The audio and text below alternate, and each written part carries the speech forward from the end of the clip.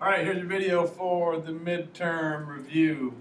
Okay, I'll start from one, and I'll probably kind of do an example of each one of these so you can kind of see them. If I think one is harder than the other, then I'll do both of them, but you'll get a taste of each one of the problems. Okay, if you have any other questions, you can send me an email, and we can take care of it that way. So, first few should be pretty easy. First one, you have that 5 in front, distributes through.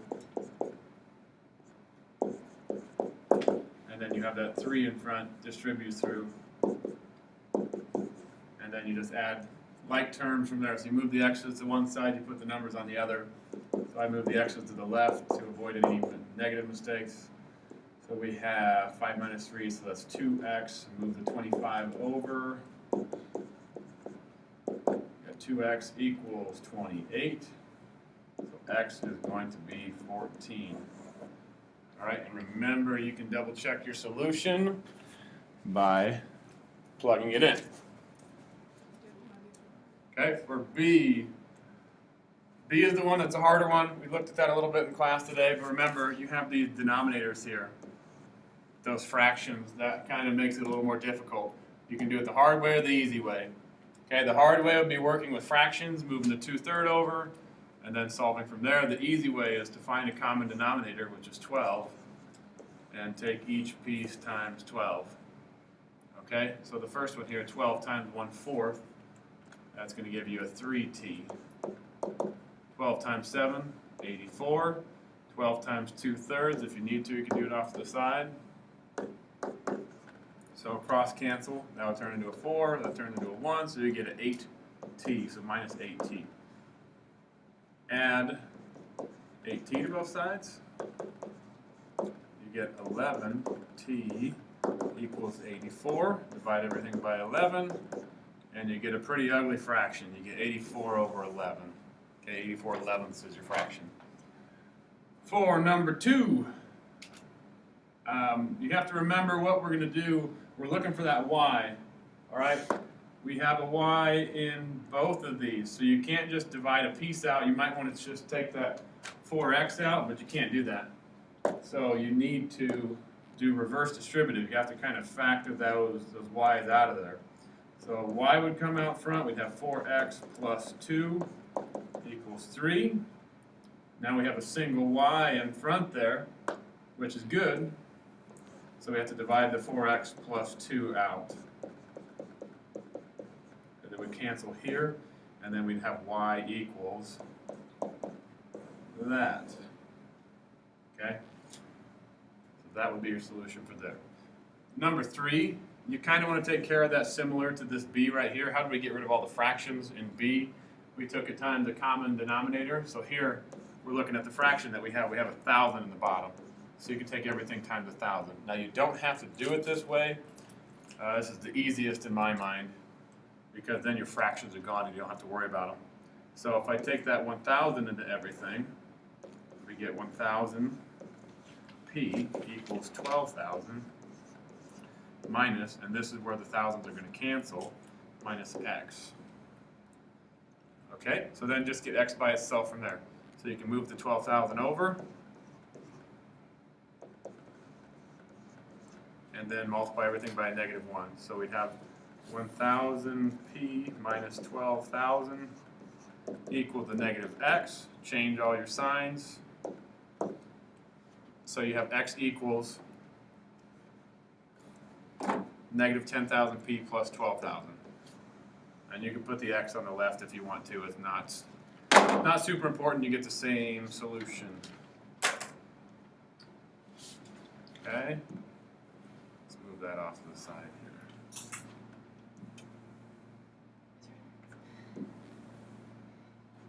here.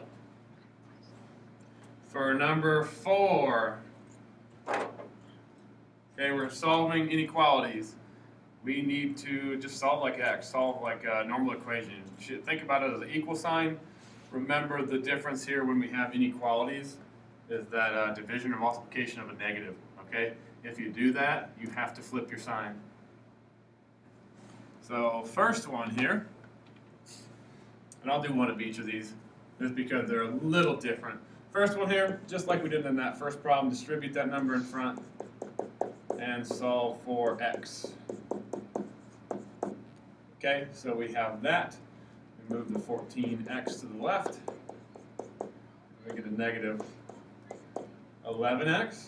And we move the 4 to the other side. We got a negative 39 over there. So then we have the x isolated here. That term, I have to divide by negative 11. Divide by negative 11. So remember what I just said. Negatives, division, you flip your sign. So x is going to be greater than 39 over 11. Okay, so then we put it on our number line. That'll be 33, so it'll be 3 and 6/11, so a little bit beyond 3.5. Okay, so we'll say it's in here. Open circle. And we are going to the right. For B, you have an or. Don't be thrown off by that. That just means you're solving two separate inequalities. Okay, so solve the one on the left, then solve the one on the right, and then see what you get to graph. So add the 4. You got 3x is greater than 6. Divide by 3. X is greater than 2. Now let's solve the other one. Minus 7, minus 7. 4x is less than, we'd get a negative 2.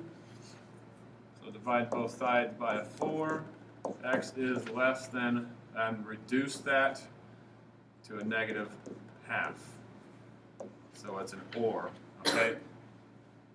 Now, most of the time when you people have worked with inequalities that have an or in the middle, they should be pointing away from each other. But remember, if they are not pointing away from each other, that or inequalities can overlap. Okay, so we have our 2 there, open circle, going to the right. So we just kind of, to get that, we follow what our arrows are saying here. Okay, so this arrow right here is pointing to the right. Or the second one here that we have to graph, right here. You start at negative 1/2, and your arrow says you go to the left. So negative 1/2 is here. Arrow says we go to the left. Okay, so that was an or graph. So it looks like we thought it would. You have to make sure that you solve the equations and then you graph it, because then it'll really look like those two arrows pointing away from each other. For 5 and 6, this stuff is from back in the day, chapter 1, change the slope-intercept form. All right, so if you remember slope-intercept form, y equals mx plus b. So essentially all you're doing is solving for y on these two.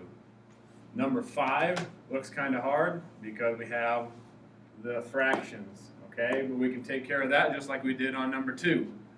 Take everything and multiply it by a common denominator. That would be the 3.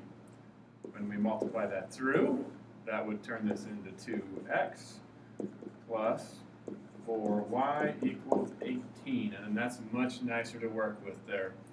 So we want to solve for y, move the 2x over. We have 4y equals negative 2x plus 18. Divide each piece by 4. Okay, you can't just divide a part of it by 4, you have to divide everything by 4, then simplify. All right, so this one right here simplifies to a negative 1/2 x, and then this one right here simplifies to 9/2, because we can take a 2 out of the top and bottom. And then you might be wondering, well, how am I going to graph negative 1/2 x plus 9/2? So you're going to have to think about the 9/2 as a decimal, so that would be 4.5. Which that means we would start here. Remember that number on the back end is your y-intercept. And then this number right here is your slope. So we have a negative 1/2 slope. So we would go down 1 over 2. Right there. Down 1 over 2. Right there. So that would be the general curve of the line. For number 6, much easier. No fractions. Move the 3x over.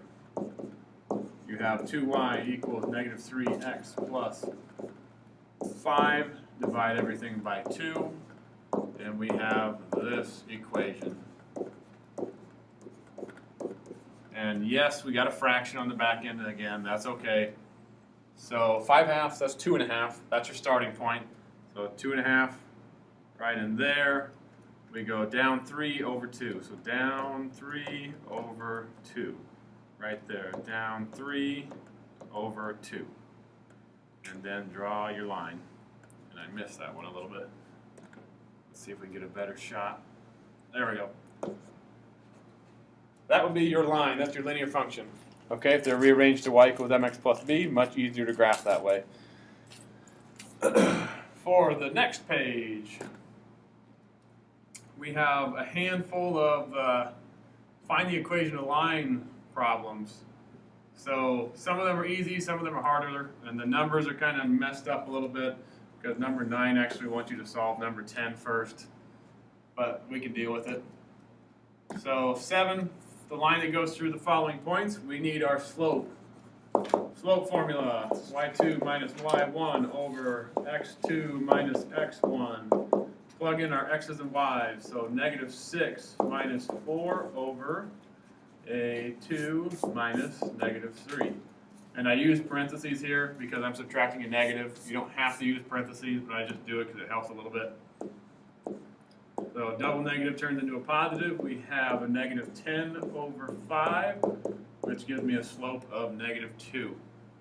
So that is our slope. We want to put it in, you can do the y equals mx plus b slope-intercept form, or you can do point slope. That's what we did more often in class. So point slope is this.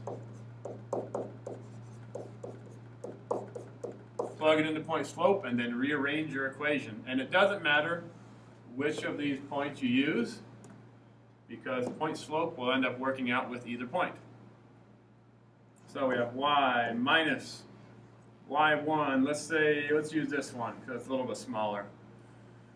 Y minus y1 is 4. My slope times x minus x1. Okay, and I just put that -3 in parentheses again because that will change it back to a positive. So then you would distribute through. We have y minus 4 equals -2x, and a -2 times a +3 here. That would give me a -6. And then we're going to have to add 4. Y equals -2x. Add these two right here. We get a -2. That's your equation. 8 is pretty much the same thing, except you're given your slope already. So put it in point slope form. Y plus 3 equals 3/4 x plus 2. Now change this to standard form, or slope-intercept form. Okay, so distribute through there. Y plus 3 equals 3/4 x, and then 3/4 times 2, you cross cancel. Okay, the 2 would cross cancel with the 4, so we get a 3/2. And then we're going to have to subtract 3 from both sides. So 3/2 minus 3. If we do that over here, kind of off in a little space here, that's like 3 over 1. So we need a common denominator of 2, which would turn this into a 6 over 2. So 3/2 minus 6/2, that's a -3/2. So this is our equation. 3/4 x minus 3/2. And 10, so that was the parallel and perpendicular lines. We need to figure out our slopes for parallel and perpendicular line. If we are parallel, we're going to be using that same slope. Okay, so we would just use the 2/3. Now remember, if we were perpendicular, so if we said that we wanted something that was perpendicular with that 90-degree angle, then you would change that. It would be a -3/2. That would be opposite reciprocal. Okay, so remember to pay attention if it's parallel or perpendicular. If it's perpendicular, you flip it and make a negative. But we want parallel, so let's use that. Okay, so we're going to use a slope of 2/3. We don't care about this 5 there. And then we're going to use that 0, 1 and put it into point slope. So y minus 1 equals 2/3 x minus 0. That 0 is kind of nice with this fraction. So you take that 2/3 into there, which would give me 2/3 x minus 0, which we don't really need the 0, but we'll put it there anyways. And then you just add 1 to both sides. So our equation is y equals 2/3 x plus 1. Now we can jump back to number 9. So I'll rewrite this in standard form. Okay, remember standard form, no fractions, and x has got to be positive.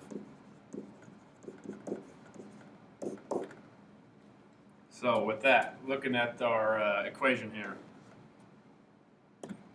we can get rid of the fractions first. So take everything times 3. That would give me a 3y equals 2x plus 3. All right, and then you're going to have to move that 2x to the left, which would create this then. So I said we can't have that negative in front, so we need to change all of our signs, divide by a -1. So we'd have 2x minus 3y equals a -3.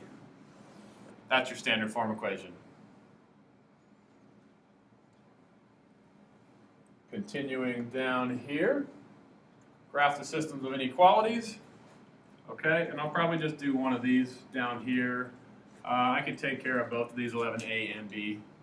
So for graphing systems of inequalities, these are pretty much the same as graphing lines, but remember we need to have either a solid line or a dashed line, or and you need to have some shading in there somewhere. So let's rewrite them to y equals mx plus b.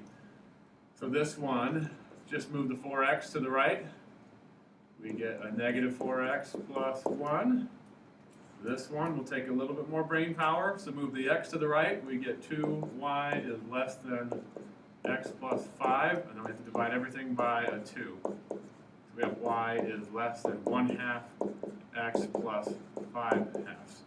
So we're graphing this equation and this equation here. Well, let's start with the top one. +1 is my starting point, a slope of a -4. So I go down 4 over 1. Down 4, that will be my next point, down 4 over 1. And it's a dashed line because of that inequality sign. Put my arrows on the end. And we'll take care of shading when we're done with the other line. So the second one, 5/2 is our starting point, so that's 2.5. So that would be here. And I have a 1/2 slope, so I go up 1 over 2, right there. Up 1 over 2, right there. And that one's going to be a dashed line as well. So shading, less than on both of them, that means below. So if I went down from this one, I'll use the other color here. Down from the black one. Okay, and down from the blue one.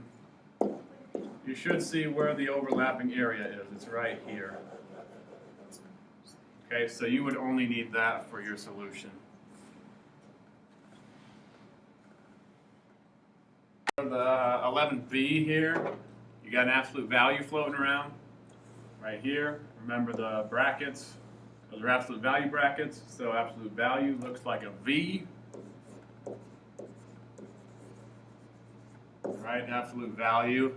So the easy way to graph these, just like when we graphed our parabola, the vertex form, HK. So your H is a -1, you think opposite, and your K is a -2. That's your starting point. So -1, -2, we're here.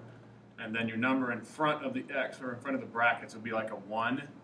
Okay, there is no number, so it's an implied 1, so that means your slope is a 1 in both directions. So you go up 1 over 1, up 1 over 1. And then it's a greater than or equal to, so it's solid. So we would graph solid lines from there. So that's your inequality for the absolute value. And we'll fill in the shading when we're done. For the second one here, we got to rearrange that. So we move the x over, we get a negative y is less than negative 2x plus 8. Since we have this negative here, we gotta divide everything by a negative 1. And remember what happens to that. The y is greater than 2x minus 8. That's what we're graphing. So start at negative 8, that's down here. Slope of 2, so up 2 over 1, up 2 over 1. Continue the pattern, and then this is a dashed line because of that inequality there. So dashed line, the slope of 2, we get to there. Okay, so then we got to pay attention to where we're shading.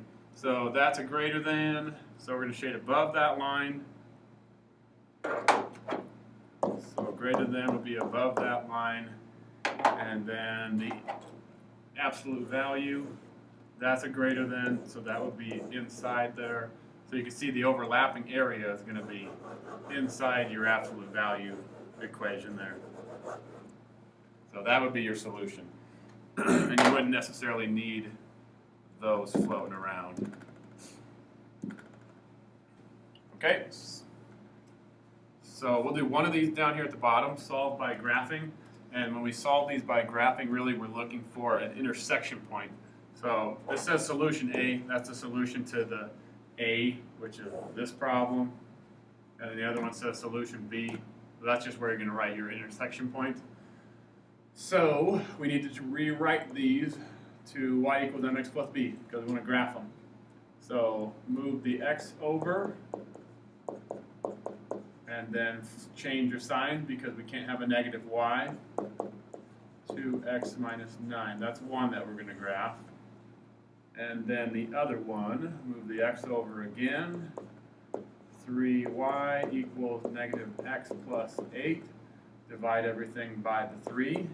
And we get y equals negative 1/3 x plus 8/3. That's the other one that we're graphing.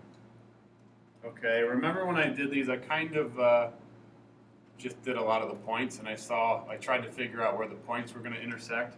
It doesn't always work out that way, but let's see if it does here. So we start at negative 9 for the first one. We go up 2 over 1, up 2 over 1, up 2 over 1, and I'm going to continue my points all the way through there, and I'll draw my lines still.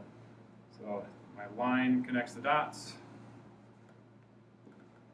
And if you're doing this by paper pencil, it's a lot easier with a straight edge. Letter B, or the second one, so we start at 8/3.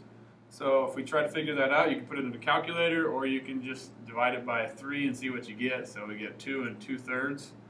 So that would be 2 is here, 2 2/3 is around there. Doesn't look that great because of the smartboard.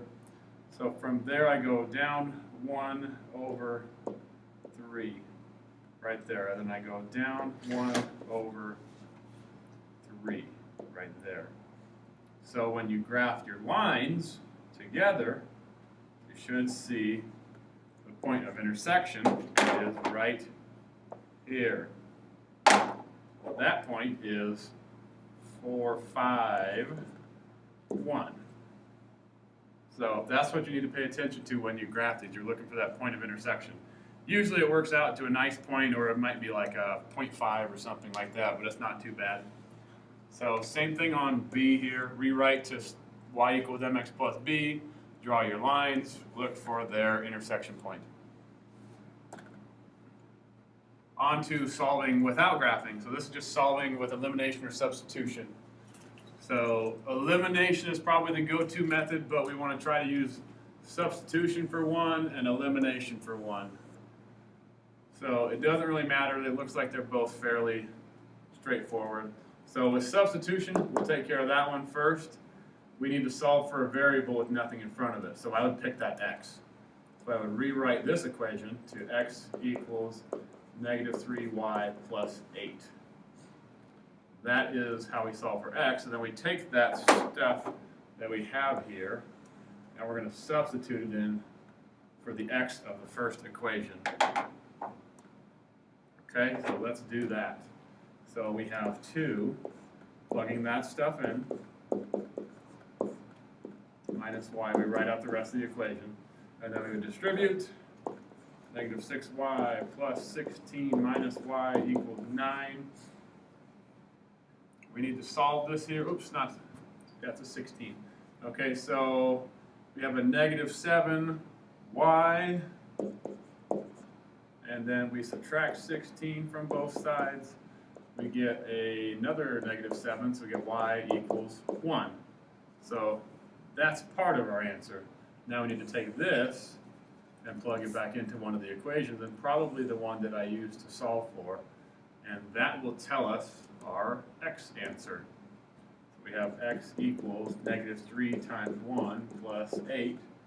That would give me a negative 3 plus 8, so x equals 5. So we have our x and our y. We need to write it as a coordinate. So it would be 5, comma 1. And the second one we'll do with elimination. So when we're doing elimination, we're looking to eliminate, usually we try to get rid of that first term. So we have a 3 in the top one and a negative x in the bottom. So I'd take that bottom one times a 3. And that would give me negative 3x plus 6y equals 36. Now we're looking to eliminate between the first and the new one. Okay, so 3x and negative 3x, those are going to cancel. And then we have y plus 6y, that would give me 7y. And then we have 42. So this method is way faster. Y equals 6. And then we take that 6 and plug it back into one of the equations. It doesn't necessarily matter which one. I'll just plug it into the first one. So we get that. Subtract 6, you get 3x equals 0, x equals 0. So your solution for this one is 0, comma 6. And remember, that is a point of intersection. So for the substitution elimination or Kramer's rule, we'll take care of one of these big ones. We'll look at number 14.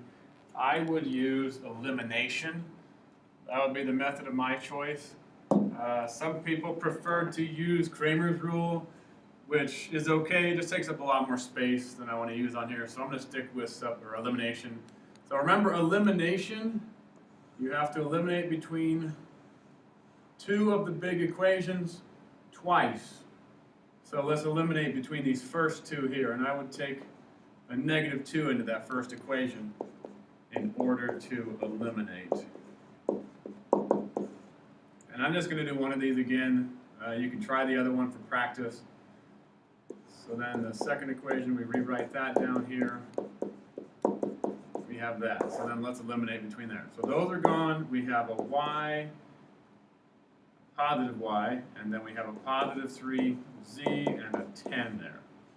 Okay, so now let's eliminate between, just to keep my box the same, eliminate between those, and I can take that one times a negative 2 also.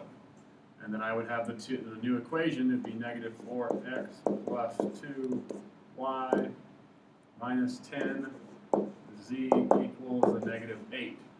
And then I'll rewrite the other one down here. And I'll double check my math here. So 2 goes into there. That's a negative 4x, positive 2y, negative 10z, and negative 8. All right, that's good. And then we add down, those go away, 4y minus 11z equals a negative 6. So now we have 2 equations with 2 variables, so that we need to eliminate again, and we should get down to an answer then. Okay, so I would stick with the y's. So I'm going to take this one times a negative 4, and that would hopefully get me to something that works out nice. So negative 12. Z equals negative 40. Combine, I get a negative 23 equals negative, or 23z equals negative 46. Divide by negative 23, we get z equals 2. That's one solution. Now we can take that and plug it into my equation that I have here to get the next one. So let's do that. So 4y minus 11 times 2 equals negative 6. So this would give me minus 22. So 4y equals, so you'd add 22 to this 6. So that would get me to a 16. Divide by 4. Y equals 4. Now we need to get the x. So we put them both into one of our originals. Let's put it into this top one here. That's probably the best one to do. So x, we don't know. Minus y, so that's a minus 4 plus z equals negative 3. So we get x minus 2 equals negative 3. Add the 2. X equals negative 1. So those are our three solutions. Let's make them into an ordered triple. Negative 1, 4, 2. That's your solution. If you did try 15, you end up with some fractions, so it takes a little bit more brain work. If you did not try 15, that's okay. I'll be nice and probably give you your points still. So 14, you should have a negative 1, 4, 2. And then we're on to matrix operations. So 16, 17, 18, 19. Matrix operations. So for 16, it's just matrix addition, but we have that scalar first. So I'll kind of take care of 16 and 18. At the same time, 18, we have a scalar of 2/3. That would just times into everything. You have to multiply it into all 6 elements in that matrix, okay? So let's take this 3 from 16 into there. And then we have 1, 6, negative 4, 2. And then this would give me a new matrix with a negative 3, 9, 12. Now we're just adding corresponding pieces. So that plus that. Negative 2, 6 plus negative 3 gives me a 3. Negative 4 plus 9 gives me a 5. 2 and 12 give me a 14. That is my resultant matrix when I add those two. So 18, the only difference between that is you're just taking that scalar into there. So take each of those numbers times 2/3. It'd probably benefit to use a calculator. 17 is multiplication. So you have to make sure that you can do it first of all. We have a 2 by 2. Remember, we read it rows by columns. And then we have a 2 by 3. Okay? 2 by 3 there. So these inner numbers need to match, which they do, so we're good to go. So let's take rows times columns, and remember you add them. So first element, the 3 times the 2, which is 6, plus the 2 times the 1, which is the 2. So that would be my first piece. And then we move to the second chunk. Oh, that won't let me move it. So let's do this. Move it to the second chunk. So I'll have 3 times 0, which is 0, plus 2 times the negative 4. So that's plus a negative 8. Next one would be 12 plus a negative 6. And then after we exhaust those with that first row, we move down to the second row. We take second row through there then. Second row, first column, we have 4 plus a negative 4, and then 0 plus 16, and then 8 plus 12. Those are the elements in the matrix. So we just have to make it look a little prettier. We got 8, negative 8, 6, 0, 16, and 20. That's the matrix after we multiply those. So remember, the things to remember when you're multiplying matrices: rows times columns, add the elements after you multiply them. Okay? Determinants are the ones that you subtract. That's what we're looking at next, number 19 here. All right, that is the determinant of a matrix. So that's where we took these two and multiplied them, and then those two and multiplied them and subtracted. So it's 3 minus a negative 8, which we have a double negative, so that would just be 11. Okay? And remember, another way to say determinant, if we called this matrix A, we would say determinant of matrix A equals 11. Alrighty, so that is the matrix operations. That's pretty much the extent of what you're going to see. I'm not making you do inverse matrices or anything like that, so you should be okay. 20 and 21, So they're very similar. I'm just going to do one of them. So find the range for this one. Range is y values. So we want to list the range. So capital R for range. We have in our points here those values. So remember some things to write out domain and range. You don't write the repeats. So I have a 3 and a 3 here. You don't write them twice. You just write it once. And then you write it in order from least to greatest. So that is a very small set. We have 3 and 5 in our range. And then we need to determine if it's a function or not. So to determine if it's a function, remember, you're looking for repeats in the domain. So if we look at the x values, there, and there, do you see a repeat? I see a -1 in there, so this is not a function, okay, because that -1 repeats.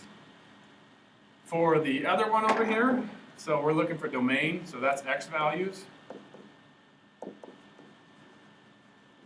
And we would have a 0, 1, and a 2. So domain, capital D, 0, 1, 2 in my set. And then we're asking ourselves first, is it a function? So 0, 1, and 2. We don't have any repeats, so yes, it's a function. And then we have to determine what kind. Okay? So 1 to 1, remember that doesn't work in points. That means all the ranges are matched up, so it only works in maps. So that one's out. Onto, both, or neither. Neither is out because we said it was a function.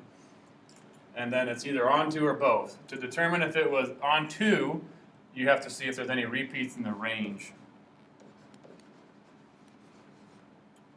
So do we have any repeats in this range? Well, we have a 0, a 1, and a 0. So yeah, we do. So it's an onto function. Okay, so yes, it's a function, and it is onto. So both of them, if we had a both scenario, that would be where there are no repeats in either the x or the y. On to the next page. So we have some graphs that we're looking at now. So these should be fairly quick for you. We got some graphs at the bottom that we're going to graph. So 22, A and B, types of symmetry in the following graphs. So remember, this is a parabola. Can you cut it in half? We have possible line symmetry and point symmetry. Yes, we can cut it in half and it reflects, so that's line symmetry. And we have to identify the line. So my line, right there, cuts through 2, so it's x equals 2. That would be line symmetry at x equals 2. Okay, so B, can you cut it in half with a vertical line and you get the same thing? And that's not a very good vertical line, but you can't cut it in half. So the next question is, can you rotate it? Can you spin it at all and get the same thing? Yes, you can, because if you took it and we said that would be my point right there, we could take it and rotate that. All right, so that would be point symmetry. And then we have to identify the point where it's symmetrical. Okay, so that would be right there where I circled. So my point would be 0, 2. And remember when we talk about things being symmetrical about a point, they can rotate 180 degrees. And I think of like a fan blade, because if you rotate it, it's going to kind of end up where the same blade was, or the other blade was. 23, state end behaviors, estimate any relative maximum, minimum, estimate zeros of the functions. Okay, so end behavior was this. So x goes to negative infinity, that's the left-hand side. X goes to positive infinity, that's the right-hand side. We'll just take care of one of these because they're very similar. So when we're looking to the left, looking to the right, so what is my graph doing? We need to say this stuff. So my graph is doing something on the left hand, and my graph is doing something on the right. So what are we doing on the left? Right there. It's going down. That's negative infinity. Now what are we doing on the right? It's going up. That's positive infinity. If you wanted to take it another step, you could say this would be an odd function because it has opposite end behaviors. B would be an even function because it has same end behaviors. So relative maximum or minimum, that would be the top points and the bottom points. So this is my max, this is my min. So maximum would be like a hill, and minimum would be like a valley at the bottom, okay? So my maximum, if I estimate that, it would be about, we are going by 1, so that would probably be about 6.5. So maximum at, oops, we need to have a 0 in there. Maximum is 0, 6.5, and then minimum is going to be here again. That would be at 2, about 2.5. So 2, 2.5. That's my maximum and minimum, and then I need zeros also. Okay, so I'm just kind of squeeze it over here off to the side. Zeros. We have one of them, that one right there. All right, a 0 is where it crosses the x-axis. Let's estimate that. So we're at about negative, let's say 1.25, negative 1.25, comma 0. So that would be enough information for that problem. So it's very similar to this one. This one's going to have a lot more zeros though. Right there, well, a couple more. And then it has a minimum there, a minimum there. So you have 2 relative minimums, and then we have a maximum. So you have to list all those points. Down here, got to make sure we know how to do these, because there are some of these on the midterm. So this one here is going to be a parabola. This one here, absolute value. This one here is a parabola again, because the exponent, squared exponents mean parabola. So let's take care of the first one. It's actually vertex form, so that's the HK, so we have to figure out what our vertex is. So we have a 1 in there. Remember, we could do plus 0 on the back end, so that means my vertex, we think opposite of that. My vertex is going to be a negative 1, 0, which would be here. And then we need an XY chart to get a couple other points. So since we're at negative 1, let's do a 0 and a 1. So 0 plus 1, that's 1, squared it, so that's still a 1. 1 plus 1 is 2, square it, you're at a 4. Those are the points. So 0, 1 is there, 1, 4 is there. Remember, we have an axis of symmetry, so that means we can reflect those points across the axis of symmetry and then draw our parabola. So that would be the graph. Okay, in comparison to parent functions here. So remember, we need transformations. That would be reflections, dilations, or translations.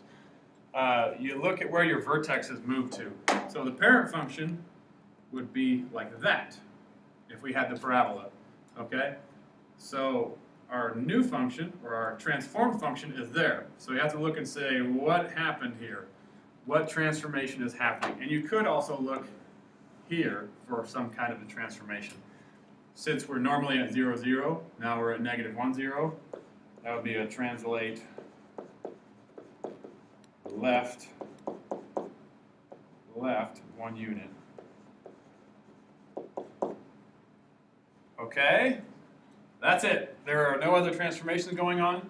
Remember, if you looked in front of the x, that would tell you a dilation. So that would be like this one over here for C. So C, you would have 0, 0 would be your starting point, and then you have a dilation of 2.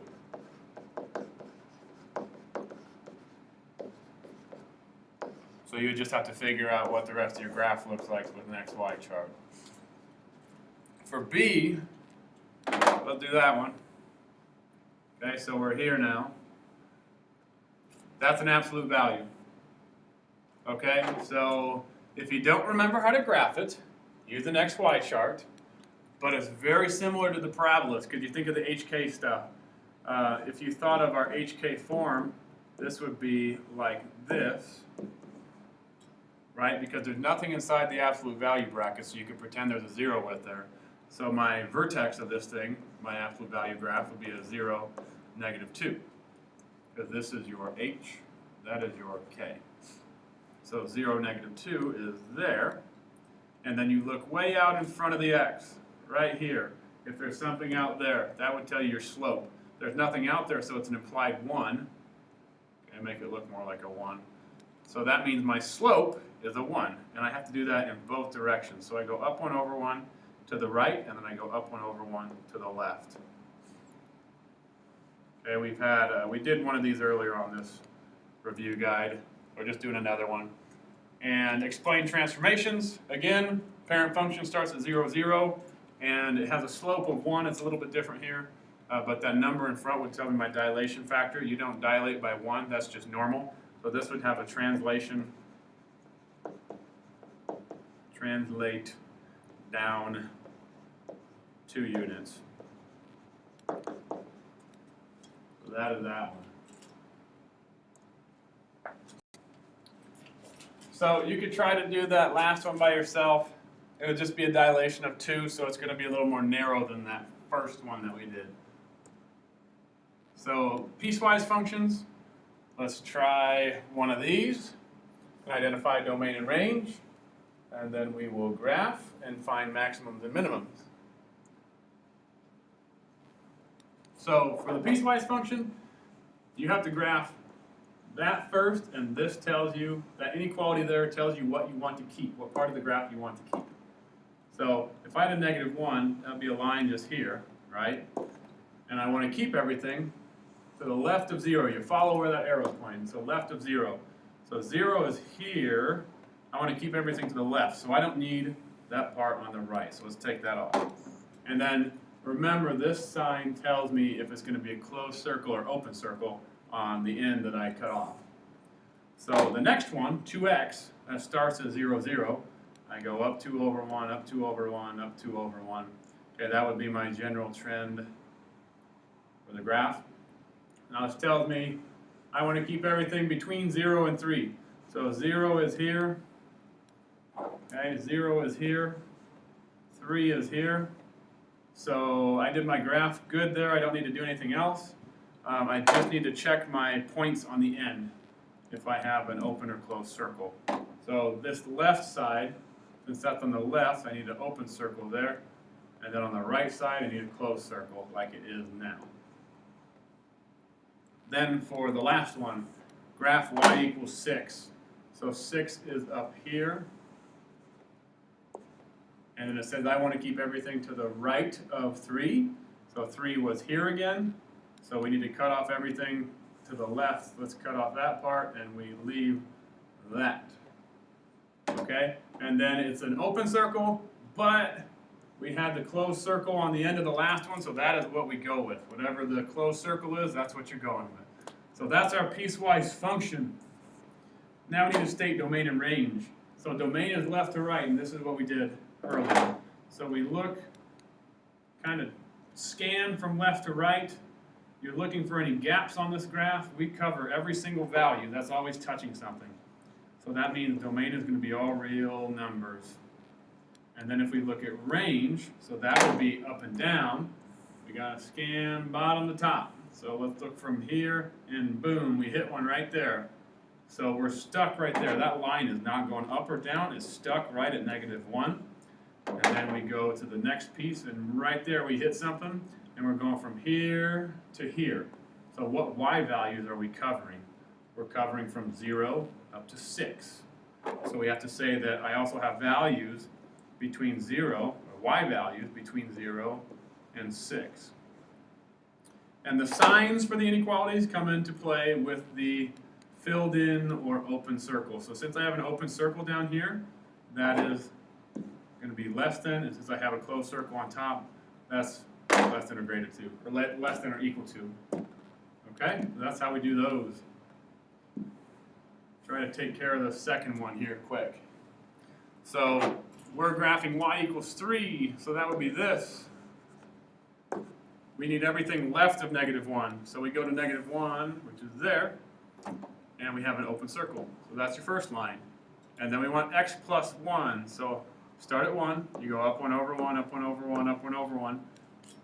That's your x plus 1. We need everything right of 1. So 1 is here. I need everything to the right of it, and that's going to be an open circle off to the right, like that. So that's the piecewise function for that. Now we need domain and range again. So this one's a little bit different because we have domain, and you look right there, we're not hitting anything. We don't have anything in between there. So when we say domain and range, we're saying where everything is, where our graph is. So we're at -1, and it's going to the left. So I have to say x is less than -1. Okay, and then hopefully you should visualize for the second piece there, we're right here going to the right. So we're right of 1. So this would be x is greater than 1. And that is the domain. Okay, all right, then we look at the range. So we're doing the up and down now. So we got nothing down here until we get to there. So what y value is that, and where am I going from it? I'm at 2, and I'm going up. So I have to say up from 2. So that would be this. Y is greater than 2. So that would be your domain and range for that piecewise function. And down here, let's take care of these parabolas. So 26, we're going to have to use this for 28 as well. So when we want to find our vertex, we have to use our little tiny equation, x equals -b over 2a. So that's just going to tell us our x value of the vertex and our axis of symmetry. So x value would be, so we're plugging in a -4 up there, and then we have 2 times -1. Let's simplify. 4 over -2, so that gives me -2. All right, that's x equals -2 for the axis of symmetry, and the -2 comma something for my vertex. We have to figure out what that something is. So how do we find a y value if we have an x value? You take the x value, plug it in. And this was the one that was kind of tricky for people because there's that negative way out in front. And people forgot about that one. Okay, don't forget about that negative out front. It needs to stay there. So this will become a 4, and now the negative's in front, so it's -4. -4, -2 would give me a +8. And a -5. So -4 plus 8 is 4. Minus 5 is -1. So that's our vertex. So we have -2, -1. That's my vertex. I have my axis of symmetry. Now we need to make an XY chart to figure out the rest of it. Okay? So if we have our axis of -2, we can pick points right next to our axis of symmetry. So that would be a -1 and a 0. That's what we want to plug in. So I'm going to kind of do this in my head. So -1 squared is a 1, -1 back out in front. So -1 plus 4 is the it's a +3 minus 5. So that's a -2. So -1, -2. And then 0, -5, because that's the number on the back end. So we have this, and then this. And then we can draw our parabola. Okay, so it looks like that. So you can double check, we have a negative leading coefficient, points down, that's correct. And then our y-intercept is 0, -5. 27 is actually a little bit faster. Okay, so you actually have your vertex in the equation. So my vertex comes from here and here. You change the stuff in the parentheses. So it's -6, 8, change the value in the parentheses. And then we have x equals -6. So then we can graph it from there. And this one's going to kind of go off the graph a little bit because you see there the leading coefficient, that's a 1, it's a positive, so that's going to go up from there. So -6, 8 is here, and it's going to go up. So we still need an XY chart, and we would plug in a 5, or a -5, excuse me, -5 and -4. So -5 in there. Let's move this stuff out of the way. -5 plus 6 would be a 1, so that would give me a 9. And then -4 plus 6 would be 2, squared is 4, plus 8 is 12. So it doesn't go off the graph too terribly far. So -5, 9 there, and then -4, 12 would be up here-ish. Draw our parabola, and that is it. Okay, maximums and minimums. We'll take care of this one, and then we'll call it good. So tell whether the functions have a maximum and minimum, and find the maximum in value. So first of all, we have to determine which direction the parabola is opening. leading coefficient is negative. That tells me my parabola is going to be something like this. It's going down. So you have to determine is that a maximum or a minimum. Maximum because that's the top point. All right, if we were looking at this second one here, so B, leading coefficient is a 3. So that means it's going to go up like that, which means then we would have a minimum for something like that. Okay? And then we need to find it. So where did the maximum or minimum occur? At the vertex of the parabola. We need to find the vertex. So that's negative b over 2a. Let's use it. So it'll be negative 6 over 2 times the negative 3/8. And yes, there's a fraction in there, but it's not terrible. So simplify here. So 2 times negative 3/8, that gets me to a 4 on the bottom. So it's negative 6 over negative 3/4. You can do that in your calculator. Or remember, division with fractions is the same thing as multiplying by the reciprocal. So skip flip multiply. So this would be like negative 6 times a negative 4/3. So then I can cross cancel. That'll give me a 2. And I have an 8. So negative 2 times negative 4 is an 8. 8 something. So now we need to plug in that 8 and see what we get. So negative 3/8 times 8 squared plus 6 times 8 minus 5. That would give me a 64, which then would be 64 over 1, which would cross cancel with the 8. So that would turn into an 8. So it's negative 24.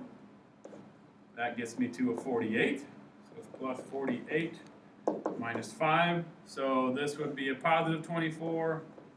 Minus 5 is a 19. So that value right there, that's the one we're looking for. I have a maximum at 19. Okay, and remember, if you wrote the vertex down, that's technically not wrong, but that's not the direct value. That would be your vertex. For B, you'd want to FOIL this out, and then you take it times the 3. So then you're going to be doing the same thing. You'll FOIL it out, take it times the 3, do negative b over 2a, and you should get the same, or you should get your vertex that way as well. Okay, it's just a different way of seeing it. So that's the vertex form. So on the last page, quadratic formula or completing the square.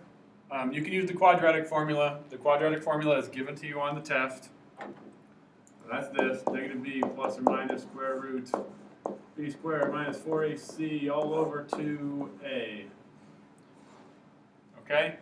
Most of this stuff on the back page will not be on the final until you get down to here.